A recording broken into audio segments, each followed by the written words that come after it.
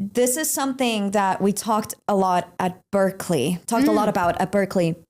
They were like, look, all of y'all are great. Mm-hmm.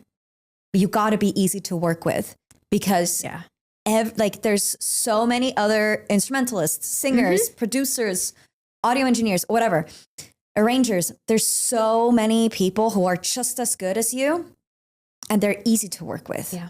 You can get replaced like this.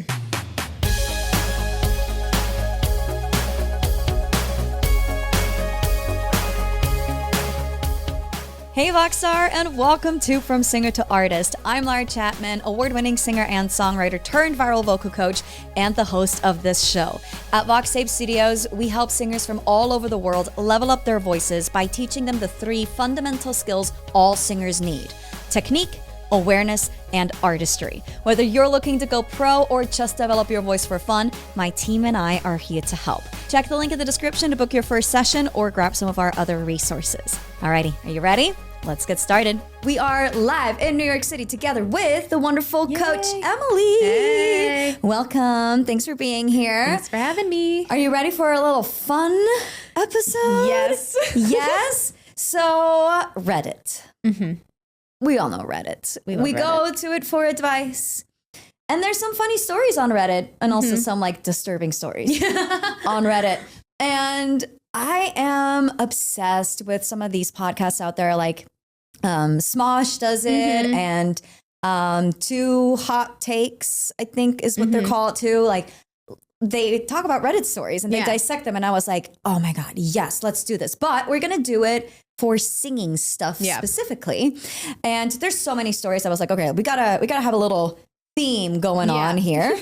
Today's edition is the critique edition. Yeah. Am I the Asshole Reddit Stories critique edition? So without further ado, shall we get right into it? I can't wait to hear it. And if you hear something bananas, use our little wiggle guy. Little dancing cactus. Yeah. And apparently he's a dude. So he's a dude. He's a dude now. Okay. Am I the asshole for giving my 17-year-old daughter proper feedback on her singing? Proper feedback. What a nice way of saying you're shit. Yeah, okay. Right? Yeah, proper feedback doesn't mean you're giving her exercises and practice to do. No. It's like, that was fine. Probably not very constructive, you know? Yes, it's like that, like, brutally honest, like, calling it brutally honest and thinking that makes it better. No, you're just being an asshole. Yeah, you're just being an asshole. Like just like, you can be straight up without, like, sucking. Like, yes. Yeah. Honesty without kindness is cruelty. Yes. There you go. Yes. All right, here's the story. On Friday night, my 17-year-old daughter decided to give a singing performance for my wife, brother, and myself. She sang the song Somewhere from West Side Story. When she finished, she asked for feedback, and being nearly an adult, I felt I should give her the feedback she would get. Okay. I said this, quote, "You have a great voice on the last 2 notes." Because the beginning of the song wasn't strong enough and you screwed the words a little bit. Screwed up the words a little bit, but whatever. Okay. And it didn't have the emotion because you got so nervous. A singer cannot get that nervous. You deserve to be successful in this field, but you got to get better. It's not negativity, it's constructive criticism. End quote. She nodded her head in agreement throughout my statements. Strong girl. When my wife gave her opinion, quote, "Last week I thought you were excellent. The song, I'd have to agree with OP's name, the person who wrote this. I felt like it was faked emotion. It didn't feel real to me." End quote. She nodded in agreement as well. Then her uncle gave his opinion. He said that he was really staggered by what we said.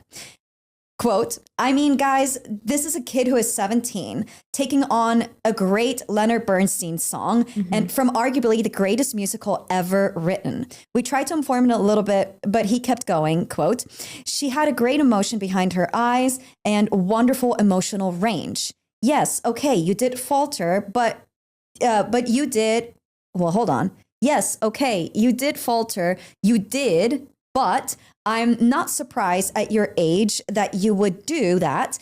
And as you train and enhance your voice more, you will get better and better and better. Bravo." That was a long ass sentence. Sorry, that was hard to read. Anyways, She was very chuffed with his comments. Chuffed? Is that a word? Chuffed. Never heard that. Anyways, she was very chuffed with his comments. Later, I spoke basically just saying she's 17 and wants to be treated like an adult. And that's the feedback she would be getting in order to improve. She would need less sugarcoating and more honesty.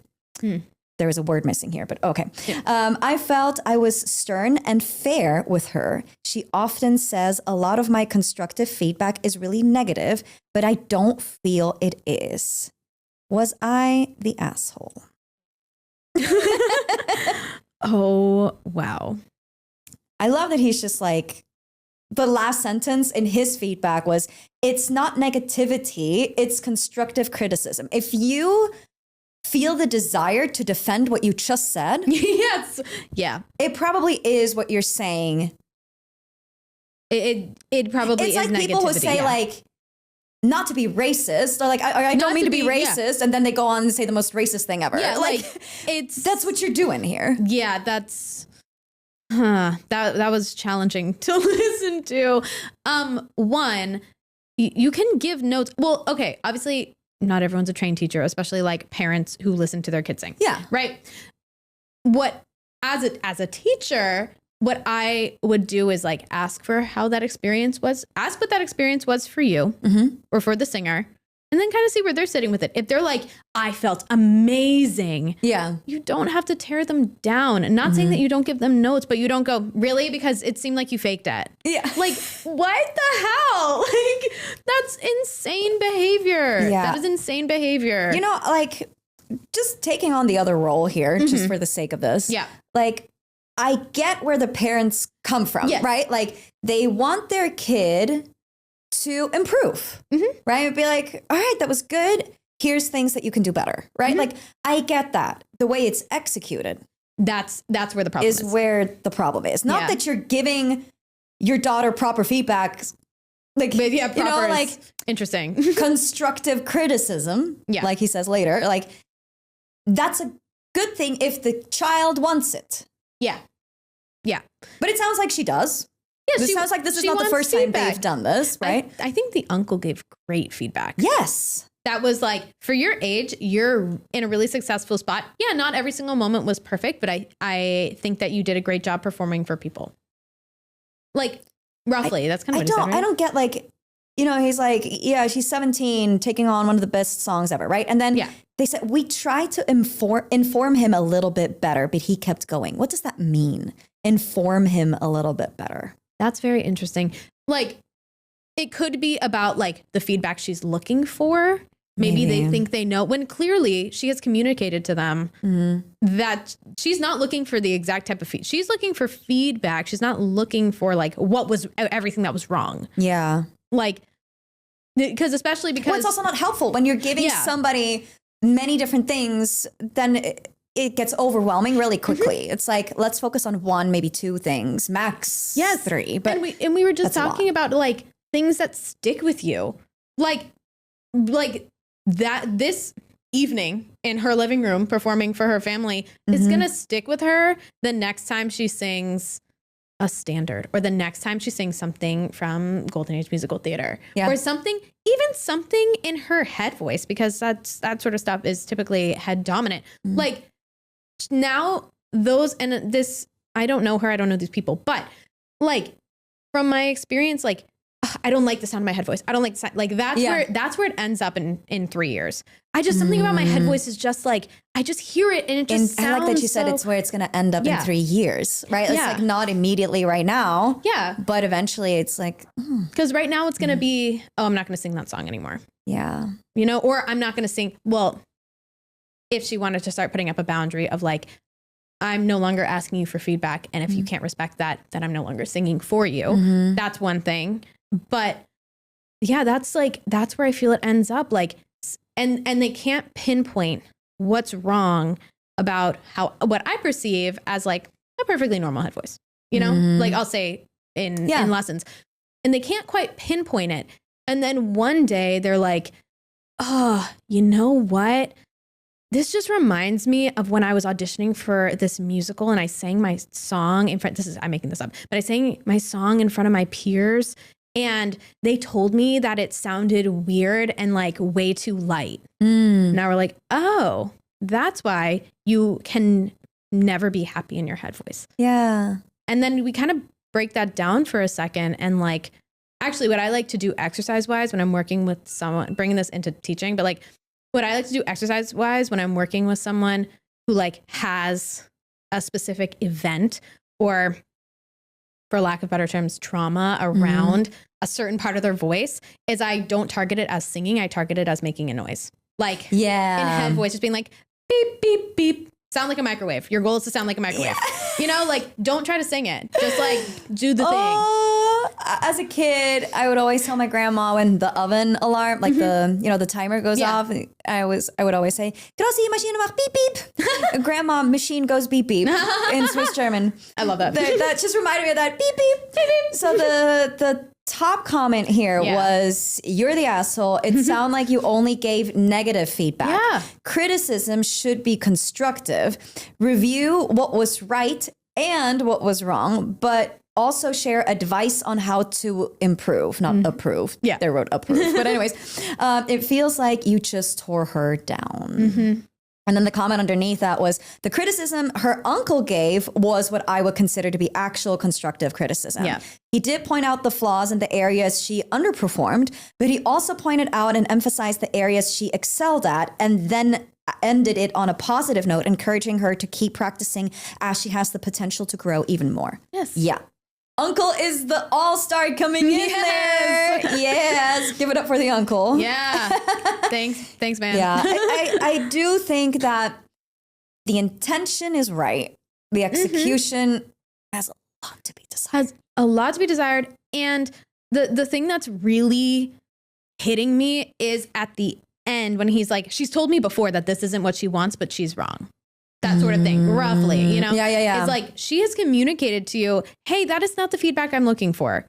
Just purely negative stuff, it feels like it's tearing me down. It's making me feel insecure about my voice. Like, so continuing to do that is not going to serve her, because the second you start talking and you mention one negative thing, now she's not even taking it in. Yeah. You know, like now it's no longer feedback. It's just like, oh, here he goes again. When I work with students, I always say the positive things first. Always.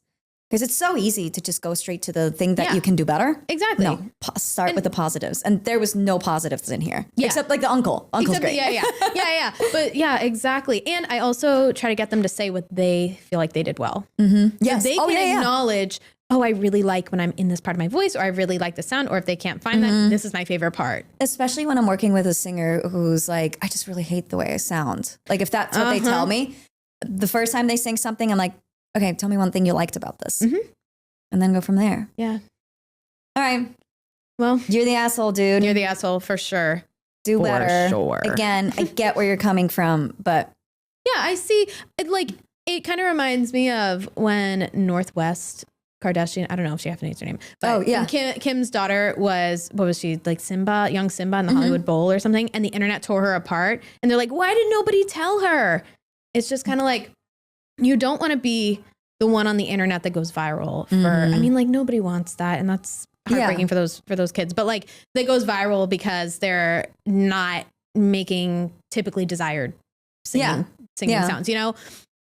So I understand being like, I don't want you to do that in front of the whole school at the talent show, because this is not in a place. But there's, like you said, the thought was there, but the execution was really below subpar. Well, and again, if you have the desire to defend what you just said, then it's probably not a good sign. Yeah. Then you're too focused on being right than like actually solving the problem. Yes. Yeah. All right. Boo. Boo, boo, boo. Boo. That's so like, boo. I love it. Love it. All right, moving on. I've got another story for you. Am I the asshole for telling my friend she doesn't have the voice for singing like I do? Just the title. Oh my God. Can I make a guess that they're 15 and 16 auditioning for the school musical? or they're 18. I don't have any ages. Oh. I don't know. Oh, this could be so many Okay, well, things. let's look at this. Well, let's see. Let's look at this. So, okay, my friend is a good singer. I'm not denying that. That's the first sentence. But her tone is more light and breathy. Her range is on the higher side. And she has a softer voice and not a loud, big voice. People usually praise this as it's unique, in quotes, and angelic, often refer to it as if that helps explain it. She can sing low notes, but I'd compare her to Ariana Grande, Billie, Sabrina Carpenter, softer, lower register. What the heck's wrong with that? But okay, let's keep going. Yeah. We were singing along to a piano during her part. And during her part, she got a bit quiet. So it sounds like they're singing together. I made a joke about how it would be helpful if she actually learned how to use her chest voice since she didn't really have one. I also demonstrated how it would be easier for her if she had a voice like mine, since I have a strong musical theater voice. She responded, she naturally has a softer voice. And different voices have different strengths. Oh. So I suggested if she can't do it to just give me her part. The other girls then butted in. Okay, there's other people involved. Okay, of course. The other girls then butted in, as they do. Sounds like this is not the first time. And said not everyone has to have the same voice type and that different sounds make the group sound interesting. Wow. They also said that singing loud doesn't mean singing good. Apparently, in parentheses. And she sounded loud enough just in a thin, mixed voice and not a full chest. And apparently it sounded good. There's so many problematic things happening here. Okay. This is so high school theater. Yes. After some practice, I started to get frustrated. The part needed a clear, strong voice, not a breathy whisper voice. It's just what's best for the group and our success at the audition. Okay, so they're preparing for an audition. So I voiced this and suggested I take her part since I don't think she suited the song. One of the girls said in a rude tone, quote, if you're going to dictate what everyone has to sound like and act so up your ass that anyone who doesn't sound like you is wrong, just get the fuck out. So I just left. I tried to work things out with them later, but they informed me that they've redistributed my solos and no longer wanted me in the group. I found this hurtful. Oh no, since I had everyone's best interest in mind and never said she couldn't sing. I don't see what I did wrong. Am I the asshole for literally being honest? For literally being honest. Yeah, okay, be real, girl. Like, okay, Rachel Berry. Like, come on.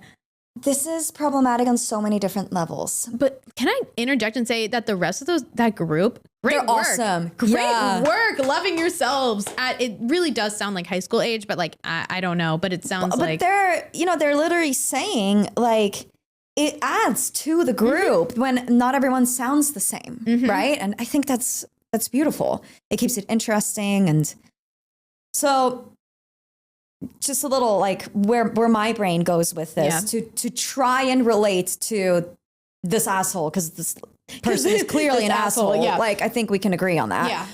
But I'm always like trying to relate to like these people that are like, why are you reacting like this? Like, what makes you say this? So just for me, like, I grew up listening to Christina and Beyonce and, like big voices. And because of that, probably, I always wanted to do the same and always, be a big belter. And I was always like, this, head voice is weak. I don't want to do that. I want to belt. I want to be loud. I want to be powerful. Like what I hear these other singers do. Obviously, like I was very young back then too. And I just didn't quite understand how this all works. Yeah. But so I can relate to it in that sense where I'm like, okay, like she likes big belty stuff. Yeah. But then she goes on and says, like, I'd compare her to Ariana Grande, Billie Eilish, I would assume, and Sabrina Carpenter. Those are some of the most successful singers out there. Famous. So, I'm on SNL and you're not. Like, yes. Hello. So why can't your friend who's in this group sing like Ariana, Billie, and Sabrina? Yeah, what's wrong with that? If you're struggling with the sound and blending, what I always do is offer to change my timbre. Yes. I say, hey. Especially when it comes to blending. Yeah. It's usually the big, powerful, belty thing that like that needs to pull back, or you need to tone or adjust your tone to fit with the group. And that's totally fine. Here's the thing I'll also offer. If this girl's as young as I think she is, I have so been there, not being mean to my friends. Yeah. But watching like American Idol and being like, these people don't have vibrato, so they aren't as good because I just became obsessed with musical theater 2 years before. You know, like she gets a little bit of grace because it's so possible that she can grow out of this in like 2 seconds. Hold on. We didn't even dissect this. Hold on. She says, since I have a strong musical theater voice. That's exactly why I'm like, if she is like really in that world of like everything I sing needs to sound like Sutton Foster in 2010, like then, and when Sutton Foster's winning all the Tonys and all that stuff, then I totally see where her brain is sitting of like, but they don't get it. It needs to have this Broadway sound. And they're probably singing a musical theater piece, I'm assuming, for an audition for some sort of maybe I'm putting this in my life, but they're singing it in a group. In a group. So like I don't know. Like we can only assume we can only fill in the blanks. But this very much feels like to me that OP is like musical theater is superior. Yes, 100%. To pop singing. Yes, 100%. It's like where's the power is like necessary when it absolutely isn't necessary. It serves a purpose. It communicates a message. And I think it can be very effective. The same way that soft singing can be very effective. I also wonder if this big musical theater singer is in voice lessons and no one else in the group is in voice lessons. And she feels, and these are not her words maybe, or roughly, or she feels like I'm studying and fixing my voice, so everyone else should be studying and fixing theirs too. Maybe. Like, again, we can only like fill in the blanks as we guess, but I just wonder, like, she's young, she's taking steps to like, quote unquote, better herself, better her own voice. Why can't these people just fix theirs too? Yeah. Even though there's nothing inherently wrong with what they're doing. Yeah, absolutely. Yeah. Looking at the comments here, quote, for literally being honest, well, don't that take the cake? Yes, you're the asshole, OP, and it isn't because you were honest. It's because you're self-centered, entitled, and egotistical. Not to mention, in this case, the honesty is completely an opinion. Yes. Seems like no one else agreed. That's the thing. If you said, hey, I really think your voice would blend better if you had power, and everyone else in the group was like, I actually disagree with that. You're outnumbered. Yeah. You're outnumbered. Okay. Maybe this isn't the group for you if you want. This is a democracy. Yes. Okay, maybe join a different group if you really can't handle that. Which, I mean, it happened to you anyway, but they ousted you. Which is like, okay, boundaries, like, go off. There's another good comment. Okay. Ooh, okay. It's a longer one, and I just kind of skimmed it, but I think it's going to be a good one. Okay. I've been reading Julie Andrews' memoir, and from the very beginning, she was always super self-conscious that her voice wasn't as robust, quote, a tone, like as a robust tone, as some singers, and she struggled to project naturally in large spaces, especially at a young age. Lamenting, thank you. English second language here. Oh, yeah. Lamenting that its sweetness and purity at higher notes meant it seemed weaker to her. And OP and the group sound young. We're making the same assumption. Their voices won't even have fully matured yet, and frankly, pushing for full bombast, belting, cool word, as a young singer is probably going to fuck up OP's voice in the long run, but that's just me being honest. So yeah, OP, you're the asshole. Your honesty is just your inexpert opinion. And even if you were out there belting like Whitney Houston, which you are not, no amount of vocal talent could make up for your insufferable attitude. Oh, this brings up a good point too. Also note that Whitney Houston and Julie Andrews are powerhouses in their own styles. Yeah. It's laughable that you think you could just take over the vocals in a different style and louder is somehow better. I want to go back to And no amount of vocal talent could make up for your insufferable attitude. This is something that we talked a lot at Berkeley, a lot about at Berkeley.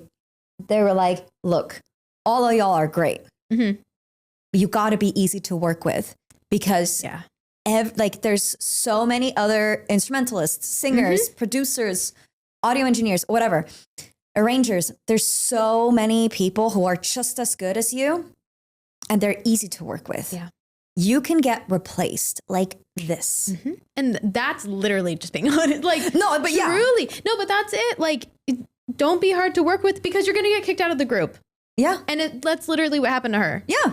She was too hard to work with. She was being a diva. Even if she's objectively the best singer, which obviously which is not the case. Not objective, at least. Like, what does that even mean? Like, who's to say that Whitney Houston is better than Billie Eilish? They're just completely different. It sounds, right. But also Whitney Houston and Julie Andrews both did Cinderella. And then it's just a different version of Cinderella. It's just a different version. I mean, Whitney Houston was the godmother, but like, nonetheless. No, but like, but it's still the different things. But oh man, it also sounds like if they're as young as I think, having power, especially in her voice, especially in the way that she described, sounds like a grasp at some sort of like control in her like ever changing high school life. Yeah, and that losing this control, because if everyone else in the group is lighter and they don't want to blend with her, maybe that means she thinks she has to blend with them. And now she's losing the one thing she feels really good at. So now she's freaking out and she's being mean to everyone. You never know what's going on in someone's life. You never know. But you're the asshole. But in this circumstance, yeah. And you're the asshole. And you know, it sounds like it's just really not a good fit. Yeah. For the group. Yeah. Right? Like they clearly want something different. So, you know, let's just not force it. Yeah. Because why bother if it's not a good fit? Take this moment and reflect and see where that gets you. Yes. Yeah. Yes. All right, let's do one more. Okay, let's do it. Okay. Am I the asshole if I don't like my partner singing and ask them to kindly shut the fuck up? Okay. My boyfriend always sings along with his music that he plays in the car. And he gets really into it, like with his whole body and trying vibrato and all that jazz. It's not terrible, but it's very annoying. Even at 1 a.m. driving home from a night out, he will belt out songs. And I love that he loves it, but it grates on my nerves so bad. I don't like anyone singing. What? Well, that's that's a you problem. I don't like anyone singing, but he particularly bothers me. And when I ask him to stop, he pouts and acts like a baby, which makes it worse. Am I the asshole for just wanting the actual music that is professionally done to play and not have to act like I love his performances?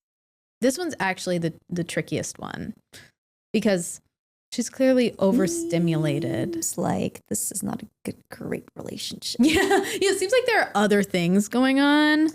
The sentence here that made my alarm bells go weep, weep, weep is, I don't like anyone singing, but he particularly bothers me. Yeah.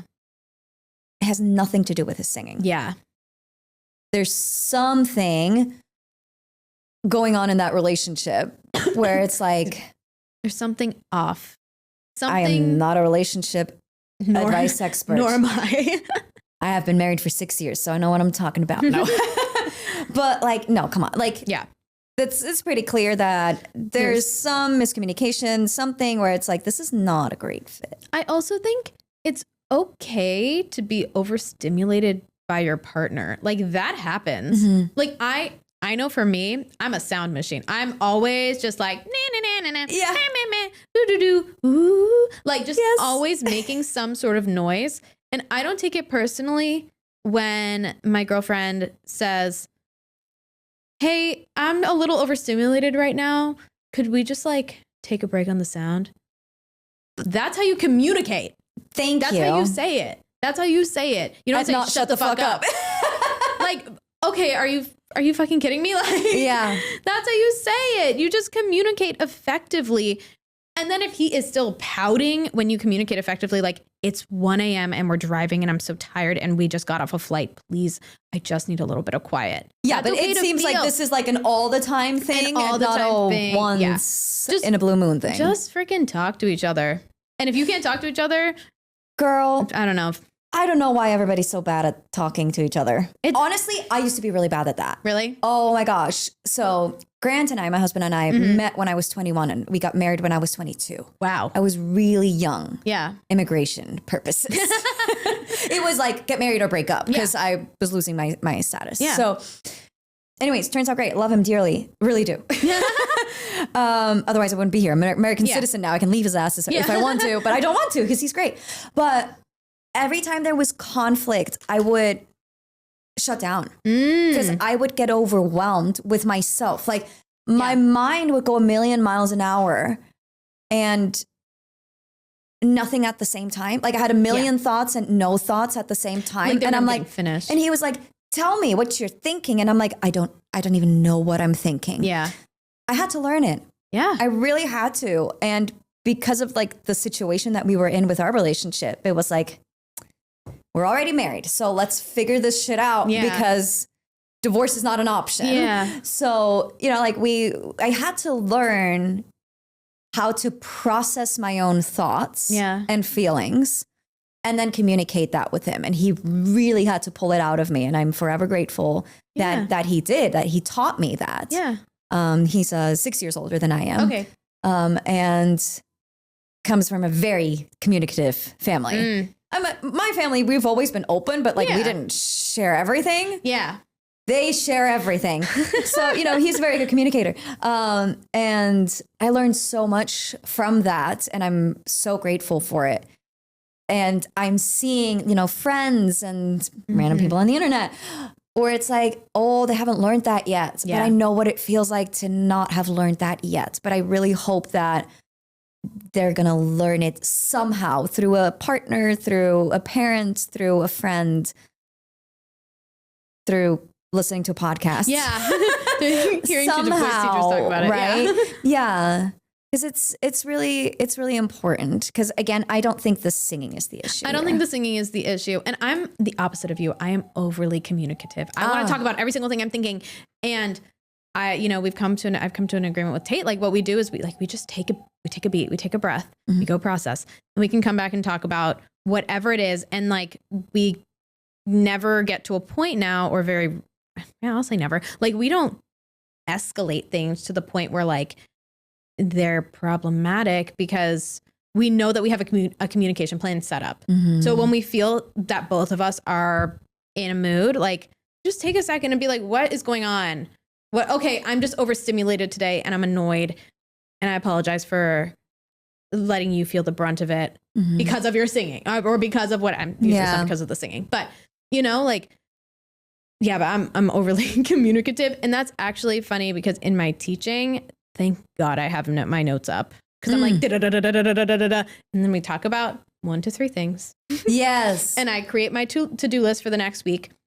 And I put all of the things that I think in my head, okay, I want to work on this with this person's voice. And then we'll do like the top 3 things.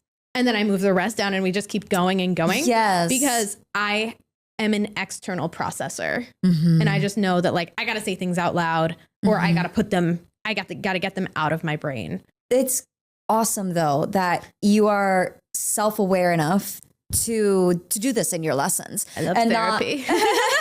No, because again, like if you're throwing too many different things at your student, nothing is going to get done. Yeah. So in my lessons, it's a little different because I do the first time lesson, right? Yeah, like they're new to our studio. They want to take a lesson with us or are interested in taking lessons with us. They set up a session with me and then I place them with whoever is the right fit, right? So the lesson with me is mostly like, let's diagnose. Yeah. Right? Like, let's play doctor. That's why I have the stethoscope or whatever that thing's called. VoxTape, Doctor Studios. So like I play doctor and just being like, all right, here's all the different things that I'm hearing. How does that make you feel? Do you hear those things? Do you not agree? Right? Just like, obviously ask them first. And then I give my 2 cents to the conversation and then we can talk about it. And then we don't we do some application, like we look at 1, 2 things depending on how much time we have. But I also want to mention like other things that I'm hearing too, just so that they can see like, oh, there might be more to this than I thought, or I never thought about this, but we don't look at everything in this one session. Yeah. Right. And then, and then we come, and then you hand them off to me or another coach, and 8 weeks in, they're like, my partner told me to shut the fuck up on this now. No, that has never quite happened. But like, that's what this person would be like, why can't we just access this part of your belt? It's kind of like the other one where the first story, it's like, why is this thing so hard to access when you're foundationally set up for it? But the second that we really start going for it, I hear hesitation, and that's what's creating some sort of entanglement. Or at least, you know, it feels like that's the primary source of it. And it's like, and then they just drop like, yeah, I was told to shut the fuck up because my voice is annoying when I was singing this song in this range. And you're like, and it had nothing to do with the singing. Yeah. All to do with whatever else is going on in these people's or lives. someone feeling overstimulated and just not processing. Be nice to each other. Yeah. That's the solution. You don't have to be mean. I know. Constructive I feel like these are all cases. Because it's critique. It is fall in the same category. But it's like you can be constructive and you can give feedback. There's no harm in giving truthful feedback. But like, just be a normal, nice person about it. Like, you don't have to tell other people how you see their faults. Like, that's really not what we're looking for. And also, it has nothing to do, because I was just talking with a friend yesterday. It has nothing to do with like, everybody gets a participation trophy. Like, you know, like the over cradling people. It has nothing to do with that either. It's just about singing is something so vulnerable. For so many people, because like you're not hiding behind an instrument or anything. Like you are the instrument. So when you're critiquing something in a negative way, in a not very constructive way, then they take it as a personal attack. It feels personal, even if you know in your head. We were talking about like that. Your mind and your heart and your voice can be doing 3 different things. Like, you know, okay, the point of you telling me this is saying I need to work on my head voice. Me knowing that I need to work on my head voice isn't necessarily going to just make that magically happen. And it's going to hit in your heart and be like, ow, what do you mean my head voice sucks? You know? And even if, sometimes that's even if, like on Monday, I had my listening focus face. I was like, like I had my listening focus face on not paying attention to what I was doing. And the student stopped and was like, okay, what's wrong? Like, what am I'm doing? I just feel like this is really bad. And I was like, what? I was like, oh, how'd you get there? And she was like, your face. Like, you just look like you don't like it. I was like, no, I'm thinking. I was like, I actually thought that was very successful, especially looking at the goals that you had just set, like whatever.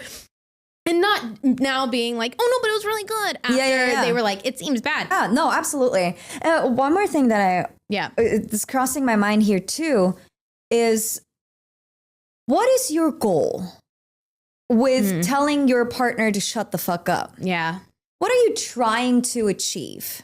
There's no goal here. There's no goal here. It's just like, it bothers me. And that's it. Like, that's not helpful. Like that's not going to do anything, because then they're going to start tapping their hands on the steering wheel, and that's going to piss you off. Or then they're going to start humming to quiet the noise, and that's going to piss you off. Like, there's no winning in this scenario. No, but we can have a conversation about it where, you know, it's like, hey, when we're in the car together, you don't do it. When I'm in the car, when you're in the car by yourself, you can do it. Like, like you can find some sort of solution. But again, like, what's the goal? Clearly, she feels like she's not being heard or something like that. So that's the underlying thing. And I truly believe that everybody should think before they say something about like, okay, if I say this, what is this going to achieve? You know, like, it's being intentional. Like, does it do any good if I say something here or not at all? Right. And so just like considering what's the next step after the immediate thing that you're saying. Do you understand what I'm trying to say? Yes. It's like, what am I trying to get by saying this? Yes. What result am I trying to yield? Yeah. Because again, the result may on paper be to get him to shut the fuck up, but it also could be to feel heard. Yeah. You know? Yeah. And if you just like take a beat, I mean, it also takes like fair amount of reflection and like having the tools available to like to process like that. But if you take a beat to like think, why is this pissing me off so much? I'm overstimulated and I keep saying this and I keep saying it and he's not listening. Oh, he's not listening. That's where the conversation can go. Yeah. Say, hey, I really feel like I'm not being heard when, like, basically what you just said, like, I'm not being heard when I ask you, I'm feeling overwhelmed by all this sound. And it feels like you're just prioritizing what you want to do over me. Can we figure out a plan to like make that no longer the case? Yeah. You know, like it's basically what you said, but couples therapy. There you go. That's your solution here. It's solution 1, couples therapy. Solution 2, get him in a voice lesson so he has an hour outlet a week. Yes. Sing Find a different outlet. Absolutely. Yeah. That's a good one. Didn't think about that. Start singing. The comments here are not very... Oh, they're just like interesting. Yeah. Just like, you're the asshole. I can't sing at all, but I belt out songs with passion because I want to. That's great. Other people aren't required to enjoy that, though. Somebody else wrote that. Nobody is turning on music to listen to somebody next to them sing it every single time. That would drive me insane. And I do love singing along occasionally with regards to my company, lol. But there's also... Did we talk about like living your life for other people? I feel like we started talking about that. But like, I don't know. There's a balance of like being aware of your surroundings and respectful of those around you. And then there's also like, she doesn't like when I sing, so I'm never going to sing around her. And then that is not going to go anywhere positive. Yeah. That's not going to go anywhere. Yeah. So I would say the moral of the story when it comes to looking at these critiquing stories is constructive criticism might not be what you think it is. Yeah. Yeah. Like, it needs to be constructive. Yes. Like, it needs to be something they can do something about. Like,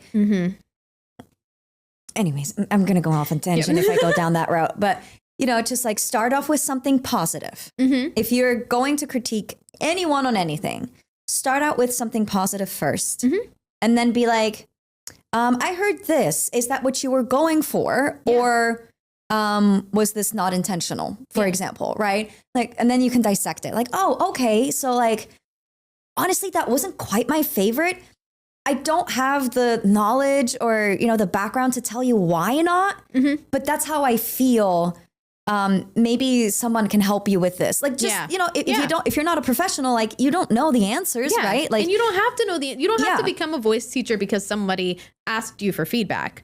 Yeah, exactly. You know, like, it doesn't have to be like perfect. Well, that's why we have our accountability groups. Yes, like, When you're enrolled in our Singer to Artist Transformation program, you get one-on-one coaching, but then also accountability groups with other singers who are in the program. And there's no vocal coach involved in it on purpose. Yeah, so you're not like being watched. Exactly. Talk. Yeah. You can just be amongst peers and, you know, some of them are very experienced, others are just starting out, but everybody can learn something from each other, but we can do it in a safe environment. Yeah. And anyways, you don't need to be a professional to give feedback, but you need to be mindful of the words that you're using, especially in singing, because it's such a vulnerable thing.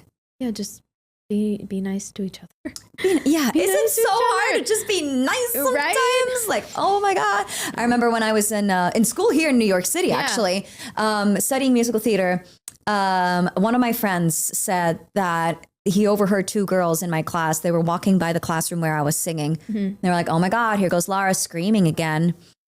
And then he told me later that he overheard them say that. And I was like, oh, they don't know what they're talking about. Turns out I was in fact screaming. So they were right. But there's a way you can say that. Yeah, was them saying that gonna help you stop? No. Exactly. Again, like, take it to the next like one more step ahead. Give feedback. Why am I saying this? What is this going to achieve? Yeah. Right. Also, listen to the point number 3, listen to the person who is asking you for feedback. What are they asking for? Because clearly in the first story, she had gotten too much negative feedback for what she could handle in the past. And she knows this is a pattern, and she's asking specifically not for exclusively that. Yeah. You know, like she's asking really intentionally for that. Just listen. Listen to what people are telling you and asking of you, and then go from there. Yeah. That's really, it's a lot. I won't say it's easy, but I'll say it's like simple. It's a lot simpler than it seems. Yeah, I would agree with that. To like give good feedback. Yeah. Helpful feedback. Constructive feedback. Constructive. And if you have the desire to defend what you just said, it's a pretty good indicator that what you just said makes you an asshole. Yeah. So There you go. asshole. They're all assholes. Boo. Oh my God. What? We picked asshole stories. The critique stories are all asshole stories. Yeah. In a different edition, I'm sure we find some that are not. If we get an edition that is like, I got the critique and this is how I reacted, that's where the gray line may be. That's where it may move. The gray area. But all these people were the ones giving the feedback and just needed to be proven right. Well, we need to go down the Reddit rabbit hole a little bit further and see if we can find some people who receive the feedback and are not the ones giving the feedback. Yeah. We'll do some research and we'll get back to you on that in another episode. Yeah. Anyways, this was fun. Thank you. I love these stories. It's important. Again, like choice of words and your energy and all that stuff is really important. So if you are out there giving somebody feedback, just think about it for a second before you say something that could potentially hurt them. And then you're the reason they never sing again. Of course, like you can't be like, like you can't tell someone like you are the reason why I'm happy. Like, you gotta, like you are responsible for your own. Yeah. For yourself. Exactly. You're responsible for yourself. So, but things stick with you. Yes. And we've all heard something negative about us that takes what feels like too long to get over. And if you're not getting that feedback in the first place, that's awesome. Yeah. But also like, then step 2 is for these people to like, just start breaking down, okay, this is this person's problem. Yeah. It is not about me. It is about them neading to feel like their way is right. Is so hard. It's so hard. It's so much easier said than done. Yeah. But okay. I'll forever be working. Okay. Yeah. We'll keep trying. Yeah. We'll keep trying. Okay. Anyway, so be kind. No exceptions. My mom always says that too. I love my mom in case you can't tell. Be kind, no exceptions. Be kind, no exceptions. Feedback or like criticism, or like honesty without tact is cruelty. So if you're giving somebody feedback, you want to be honest, yes, but you want to do it in a tactful way. Yeah. Otherwise, you're just an asshole. Yeah. So think about those 2 things. Always be kind. And honesty without tact is cruelty before you say anything. Yeah. Same goes when you're critiquing yourself. Yeah. Okay. Oh, yeah. Yeah. Oh, that opens up a whole other. Don't beat yourself up just because you think you know what you're supposed to be doing and you're not doing it right according to whatever. Yeah. Absolutely. Yeah. Well, thank you for being here, chatting with me about this stuff. We got to do this again at some point. Yeah, for sure. Alrighty. Awesome. We'll see you guys in the next one. We'll do some more Am I the Asshole stories because we can learn from them. Yeah. And there's some important little nuggets here and there from those stories. So we'll see you in the next one. Thanks for joining. Yes. Bye. Bye.